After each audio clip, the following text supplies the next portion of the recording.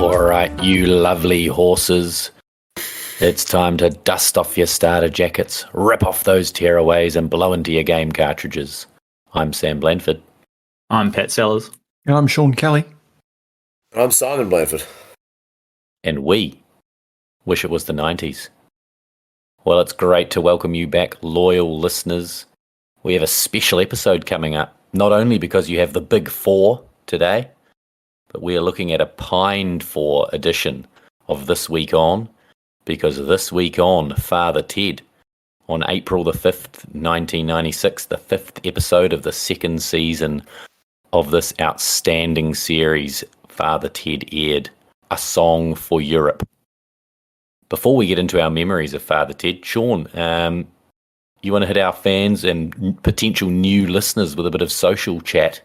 Social chat. I love social chat. I'm a real social guy. So if you want to chat to me socially via our podcast handle, you can find us on Twitter, Instagram, TikTok, at WIWT90S.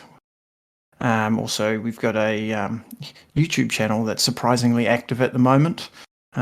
Really digging into our British and Irish fan base with some of our recent content, I must say.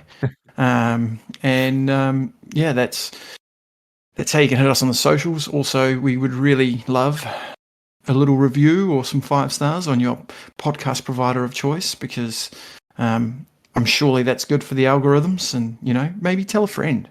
Tell a friend. Say, hey, I found this pretty average podcast that you might like. That's fantastic. We're going to jump into our memories of Father Ted. I feel like I know Simon's memories as they were kind of intertwined into my own. So maybe we'll start with your memories, Pat. Father Ted, maybe back in the day or when you first started watching it. Yeah, it was definitely a family favourite. Was it TV1? TV1 here in New Zealand? Did the rounds. Did the rounds. But no, it was a classic. Always enjoyed the whole family enjoyed the good ongoing gag of Father Ted just being quite a half-assed Catholic in general, and definitely a more half-assed Catholic priest. But no, it was definitely a favourite, and yeah, one I actually hadn't returned to in some time. Like, I definitely remembered this episode, but I remember this as one of the better episodes, but you know, it was kind of thought it was all right on rewatch. Speaking of coming back to it, for those of you who don't know, all Father Ted episodes are available on YouTube in good quality. You know, like they're not backwards or have random subtitles. So if you haven't watched this episode yet, get onto YouTube, watch one, and then watch them all. There's not that many of them. Have you said it's a song for Europe? Have you said the title of it? Yeah, I think I said it at the start at some point. So I must have tuned out. It'll be in the title as well. Oh, great. Song for Europe, YouTube. Bob. Yeah, I'm nervous about how the reception to my memories of Father Ted, but I remember it being on at a time where perhaps I was waiting for something else to come on a little bit later. I feel like it was on at like 5 or 5:30 or something like that, and I'd be flicking around, and I didn't like it. What? Wow. I was quite young, and I don't know. Maybe I was so Catholic I was offended. I'm not sure, but I just so I haven't watched a lot. I'm certainly familiar. And know the context, recall the amount of cigarette smoke and the excessive use of the word fick. But yeah, it wasn't big in our household either. My father wasn't a huge fan of this kind of comedy. So yeah, rewatch today. I thought first 10 minutes while I was watching it on my lunch break at work, I was like, oh, I'm not vibing with this. But I think that could have been to do with the amount of work that was waiting for me when I finished lunch. But watching the second half this evening, I thoroughly enjoyed myself. So thinking I might give another episode a crack. Yes, Simon might have a few up his sleeve to recommend to you. He's a Father Ted reveller. Maybe we hear from you next, Si. Is there an episode where he tries to quit smoking? Yep. Yeah, that seems to ring a bell. Yeah, it's a bet with his arch nemesis, who actually appears on this episode, Father Dick Byrne. I really hate that Father Dick Byrne.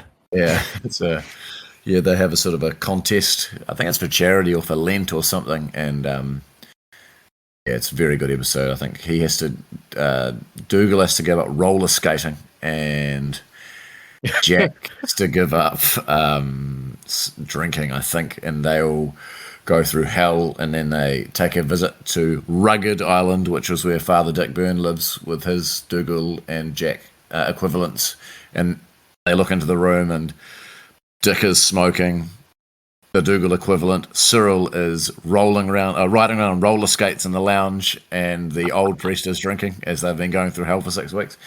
But that's a good one. But no, I remember watching Father Ted heaps as a kid, and just really annoying Dominic Cersei on the walk to school with myself and Damien Phillips, and just constantly doing Father Ted quotes. And Dominic just hated the show, so he used to hate that. And really have kind of watched it on and off ever since. Sort of every 3 or 4 years, I'll watch a few episodes, and I think it's still a fantastic show that holds up. Yeah, not being a Catholic myself, I've always enjoyed it. But I probably enjoy it a lot more now for different reasons than, I think when I probably first watched it, I was quite young, and I liked Father Jack swearing and just being a lout on the couch. Maybe a bit of Dougal's humour that's not so funny now. But this episode, I remember it because I think we had Gremlins taped, which would be another good episode, taped on a VHS. And at the start of I've watched Gremlins about 50 times, and the end of this episode, from when he's stammering over the gay host's partner, from that point on, and so I know that part really, really well. But we'll swing into best bits. I've just got to interrupt you right there because Gremlins came out in 1984. So unless you want to change the podcast, What year did the sequel come out? Gremlins 2, yeah. That's ridiculous. In New York, Gremlins in New York or something. Yeah. the new batch, Yeah. 1990. I like all the theme to Gremlins. That was great stuff. Yeah, it does make sense. It was in the 80s now. Actually, before we go into best bits, so Pat, are you a Catholic?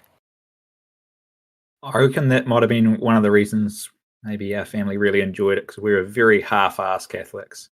We were baptized, didn't go to church until we got to college, played rugby for all Marist clubs, but went through the full spectrum, baptism, first communion, confirmation, atheism. So Don't you think that I feel like the Irish like the show the most?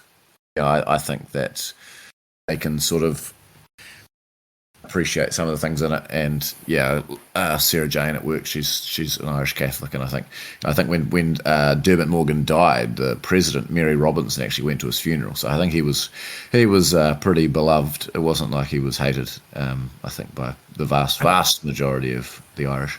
I don't think it comes across as a mug off to Catholicism. I think it's more just a depiction of some pretty average Catholic priests. Yeah, exactly. But I think it translates well to New Zealand. I think we talked about in the past about the British humour really resonating in New Zealand and Australia. Not sure how much. Mate, our Irish fans will kill you if you say that. Careful on the British humour. Mm. Yeah. Like the Irish stuff was always just top notch. There you go. Yeah, Irish humour is actually better than British humour. Yeah, good Irish save, fans. Pat. Good save. 400. All right, we'll just go best bits, and we'll just go around the table until we run out. And we'll do it in the order. We'll go with Pat, and then Si, and then Sean. Pat. One of the best bits you already sort of went across is when Father Ted keeps putting his foot in his mouth. That's a great scene. He has two absolute bangers of scenes. There's that one that was already been touched on. His rant when they're trying to make the song. when they have that cut from trying to tell Dougal, it's just going to be a bit of fun to the smoke-filled room, and he's just going, "The fucking note, not the first one, the second one. I'm playing the first note." Fucking hell. That was a great revisit. That had me going. That was probably my first big lull of the episode. I really enjoyed that. And then one of the weirder little bits, kind of remind me of one of like the Barrymore clips is when Cyril does that little spin when they do their song on his keyboard. He gets a close up of the camera and he does a little spin. I quite enjoyed that. Yeah. Si? Yeah, just to piggyback onto what Pat said, similar scene. I think they're in the bedroom sort of composing the song, and Ted says to Dougal after Dougal proposes like this borderline romantic lyric, says, "We want to keep out of the whole area of being in love with the horse."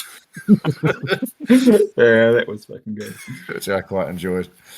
And there's another one very quick bit. When Mrs Doyle insists that Father Ted sing, after she says, "You've got a lovely voice," which reminds me of a fantastic episode called Hell, where a young Graham Norton appears, and he says the same thing to Ted. He says, "You have a lovely voice, very much like Celine Dion." So yeah, I loved Mrs Doyle insisting he sing a song and then say it was a terrible song after he sang. No, I didn't like that one much. It was a bit disappointing with that one, to be honest. In fact, that wasn't very good at all. He was so chuffed at her comments to start with as well. I don't normally do requests. She just tears them down. Great. Couple of things for me. Very early on when they're talking about, I think they must be talking about being famous or something like that. And I can't remember exactly what he says, but he finishes up by saying, like Nelson Mandela and his mad wife.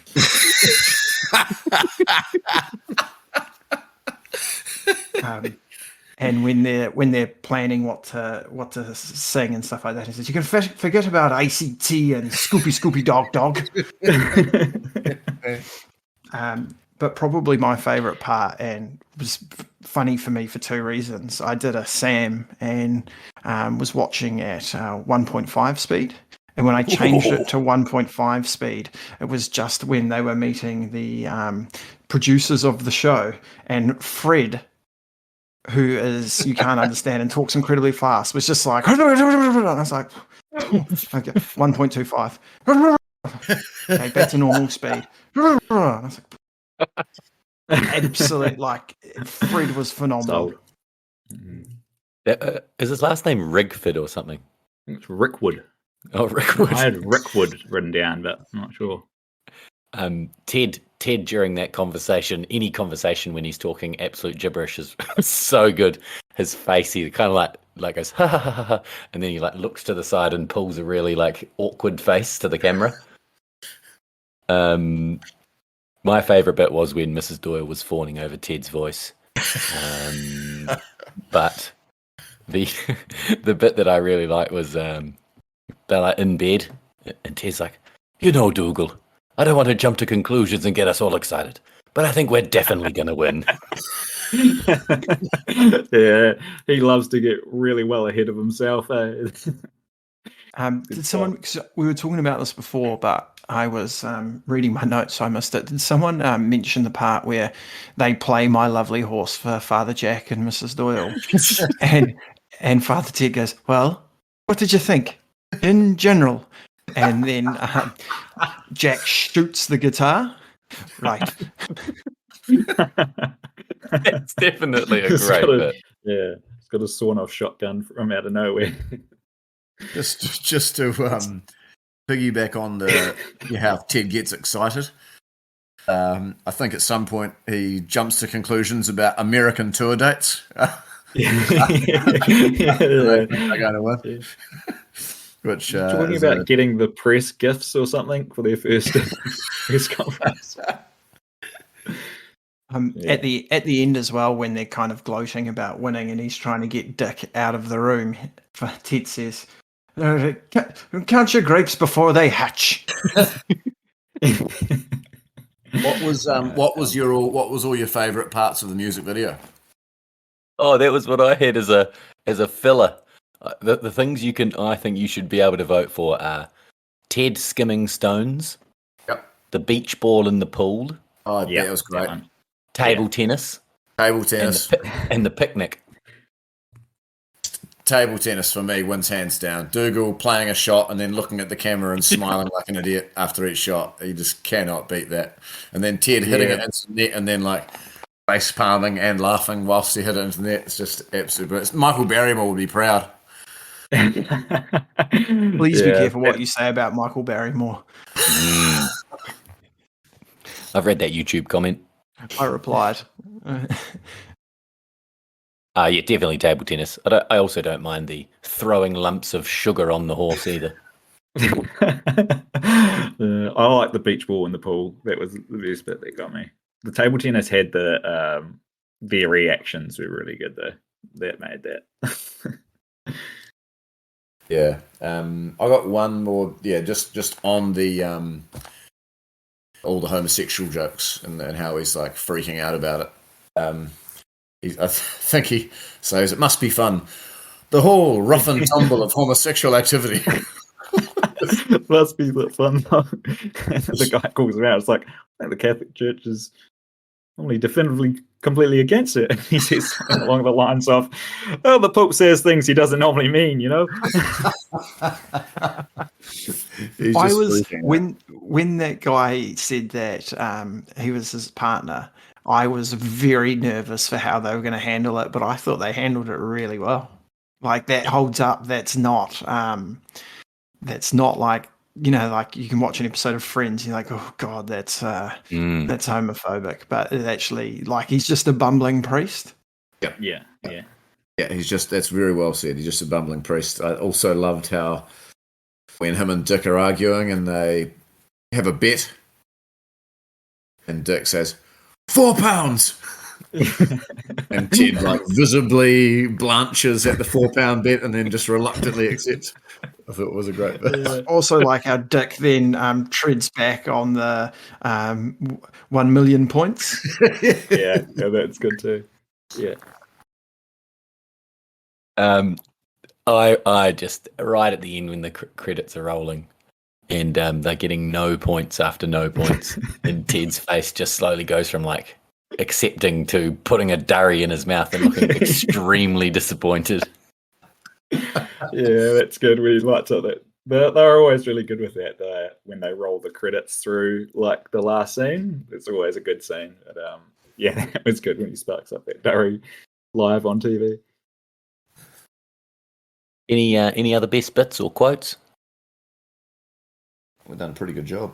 Yeah, I think the whole. I don't know if I think it's Fred Rickwood. I think, but I don't know. I'd be not getting that last name right, but just that whole shtick of like how he's just mumbling away, offset, and then when he gets out there, what a pro! And he's just like just looking spick and span, absolutely nailing the hosting duties, and then just like an absolute mess off the stage.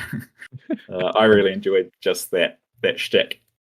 I just remembered a bit because of you brought that up when he's nailing it and he's on stage.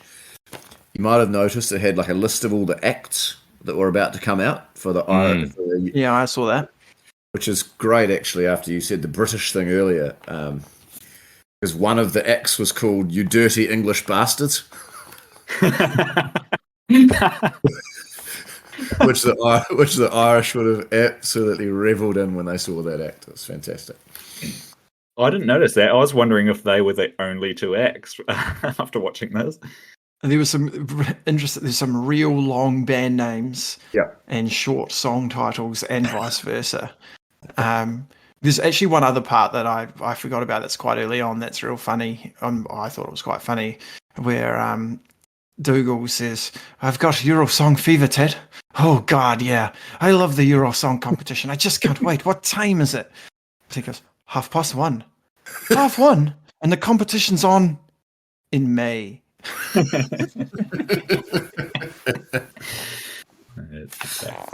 Absolute gold. Is that when he gets out his record collection? All right. Sean, did you have some Tracy trivia for us? As long as you do the theme song. That was, is it?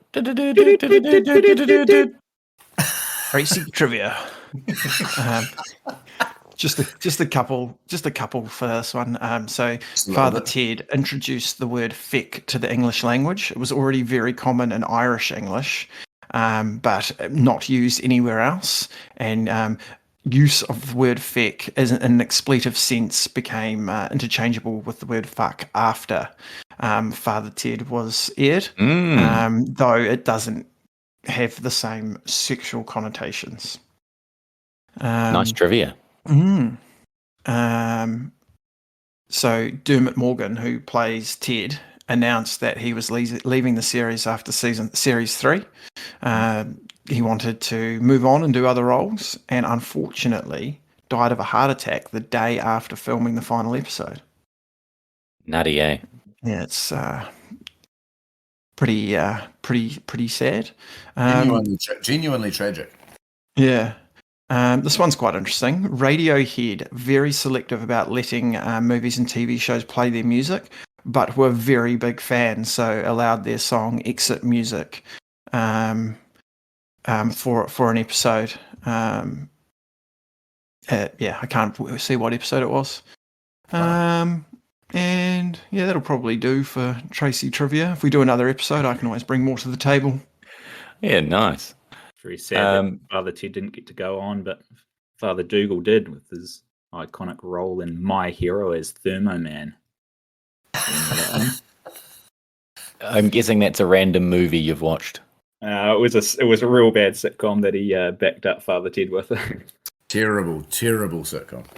The other thing that I learned, and I had to do proper research, not IMDb research for, is when he tells that story about the Eurosong winner, priest named Benny Cake, and he can't remember the singer's real priest name, but said I think he had a hit with the song Vienna, and Vienna is a song by a band called Ultravox, who I'd never heard of, but the lead singer, Midge or I don't know how to say his last name, Midge, was one of the co-organisers of Band Aid and Live Aid with Bob Geldof, so I'm assuming quite a well-known person in Ireland if he was mates with Big Bob. Yeah, that joke, I did question that joke. I had no idea what that joke was about. Yeah, so. I had no idea as well. Yeah, when I searched Vienna, Billy Joel came up. Billy Joel has a song with Vienna in the title. If Billy Joel also, I think, a Catholic? That would make more sense, wouldn't it? Maybe. Well, either would make sense if you're contextually at the time. Either could be true because this came from Reddit, so Reddit's always right. Almost as reliable as Wikipedia.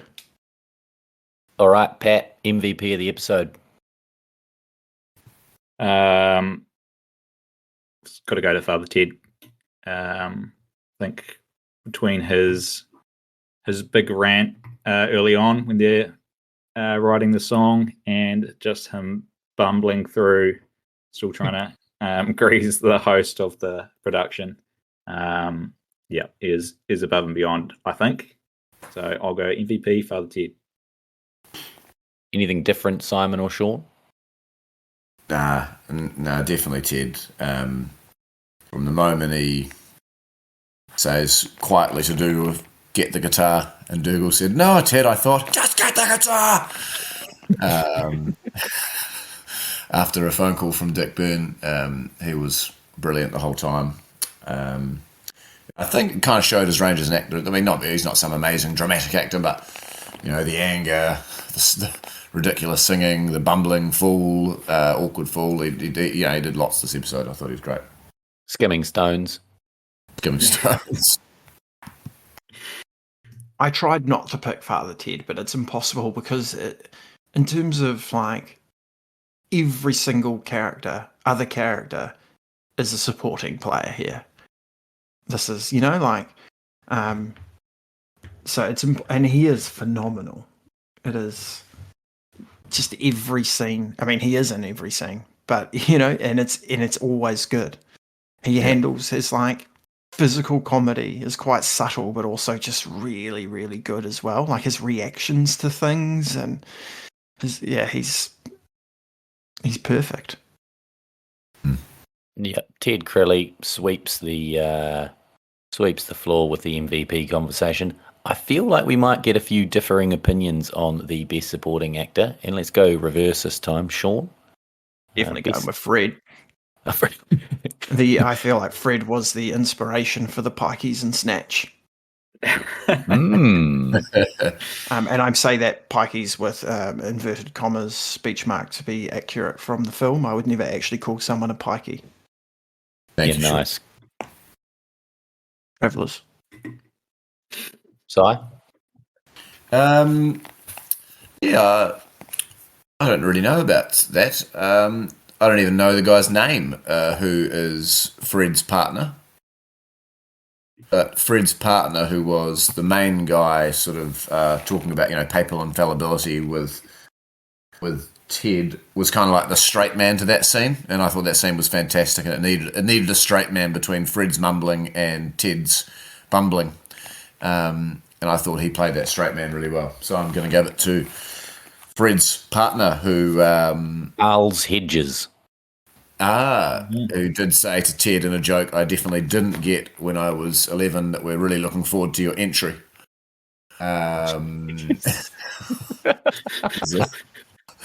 Was another great line. Two different most best supporting actors. Pat?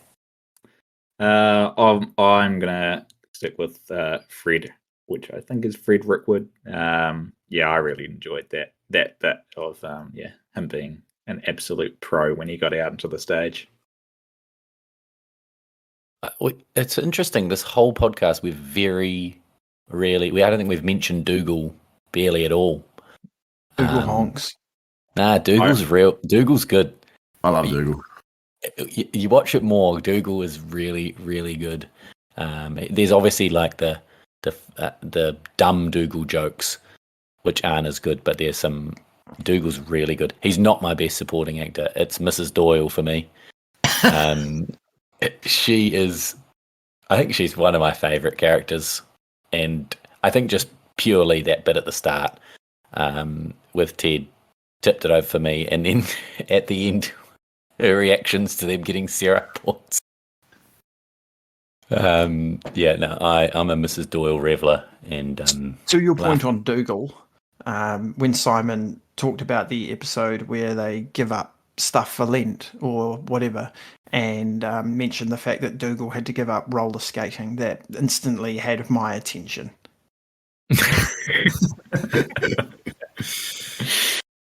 You should watch the one with Graham Norton. It's real good. The only thing I'll say, just to say what you guys said about the episode, that wasn't that great, and I think it's a very good episode, but I think one of my favourite things about Father Ted is these ridiculous random priests that pop up, all kind of much like Fred, just this ridiculous personality and character that you can never really think of, but Graham Linehan always does. So I prefer the episodes when there's lots and lots of like random appearances from priests, be it Graham Norton, be it Dougal's rebellious priest friend who tries to put him off the tracks, the very boring priest, Father Stone. Lots of those are my favourite episodes. What's the cat burglar priest that comes along that's not actually a priest? The cat burglar. Yeah, they're Todd Unctious. Oh, actually, no, he is a priest, but he also like got that other priest really drunk and stole his priest outfit, even though he was already in a priest outfit or something. Yep. Todd Unctious. That's him. Yeah. So I loved the episode, but I prefer the ones where there's lots of random priests in them.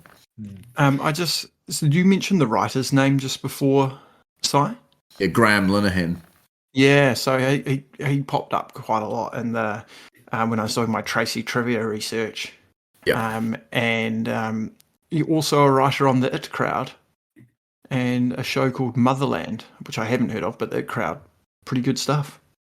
I mean, he is like massively important.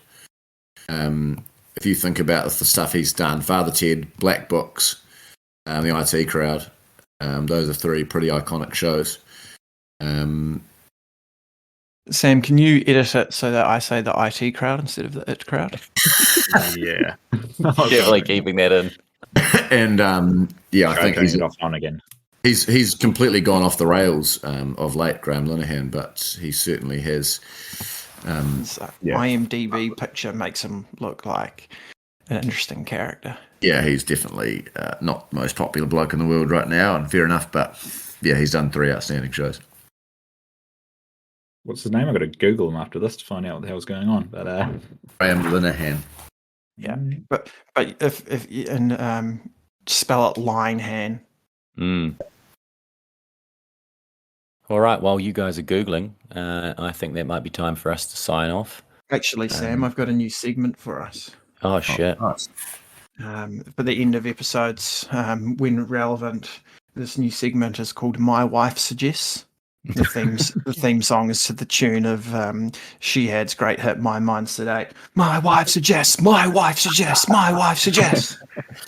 So my wife has suggested 3 films for us to cover for the podcast. Okay. Right. Number 1, 10 Things I Hate About You. Good one. I'm absolutely keen for that. I'm a huge fan. Get Charlotte on for that. yeah. My Girl. Yep. And Free Willy. Oh, nice. Just listen to a podcast. Classics. Just listen to a podcast about Free Willy being freed in real life. Actually, 3 years after the movie was completed. Very interesting. That's what Michael Jackson always wanted. When that was on Netflix, my daughter watched it about 65 times, so I know Free Willy very well. I was saying, like, I reckon I would have seen it many times because it was on all the time in the 90s, but I barely remember it. I'd be in that camp, yeah. Whereas I probably watched 10 Things I Hate About You last year.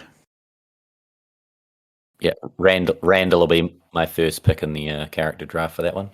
Good segment, and I think those are really good. All 3 of those are very good options.